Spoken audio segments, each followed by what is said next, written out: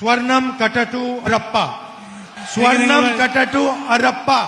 പഠിച്ചാൻ ഹിന്ദിക്കാരനാണല്ലോ. ഇപ്പൊ ഇയാളിപ്പോ എങ്ങനെ പറഞ്ഞു മനസ്സിലാക്കും? മറ്റുള്ളവരെ തന്നെ പറഞ്ഞു മനസ്സിലാക്കാൻ നമ്മളെ കൊണ്ട് കഴിയുന്നില്ല. ഹേ ആയി ഭായ്, राहुल भाई, आपका अम्मची है ना, आपका अम्मची का साथ एक आदमी आएगा तो കൈ में लेके കയർ കെട്ടി കൊടുത്ത് ഹേ. ആ കയർ കെട്ടിക്കൊടുത്ത ആളെ പേരാണ് പോറ്റി. ആ പോറ്റിയാണ് സ്വർണം കട്ട് എന്ന് പറയുന്നത്. ഇപ്പൊ മനസ്സിലായില്ലേ? സ്വർണം കട്ടത് അറപ്പ എന്ന് ചോദിച്ചതിന്റെ അർത്ഥം മനസ്സിലായില്ലേ? പിന്നെ രണ്ടാമത്തെ ഒരു ചോദ്യം എന്ന് പറഞ്ഞാൽ ആപ്ക അമ്മച്ചി ക സാത്ത് പോറ്റി എങ്ങനെ എത്തി ഹേ, എന്തിന് വന്ന് ഹേ, അടൂർ പ്രകാശ് അതിന്റെ ഇടയിൽ എന്തിന് കേറി ഹേ?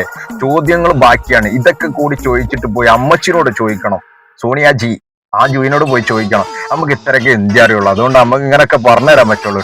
പിന്നെ ഈ കേരളത്തിലുള്ള കോൺഗ്രസിന്റെ നേതാക്കൾ ഹേ, അവർക്കും ഒന്നും അങ്ങോട്ടേക്ക് വരാൻ പെർമിഷൻ ഇല്ല. അപ്ക അമ്മച്ചിക്ക് കാണുന്നതിന് പെർമിഷൻ ഇല്ല. 4-5 വട്ടം പോറ്റി അപ്ക അമ്മച്ചിക്ക സാത്ത് എത്തി ഹേ.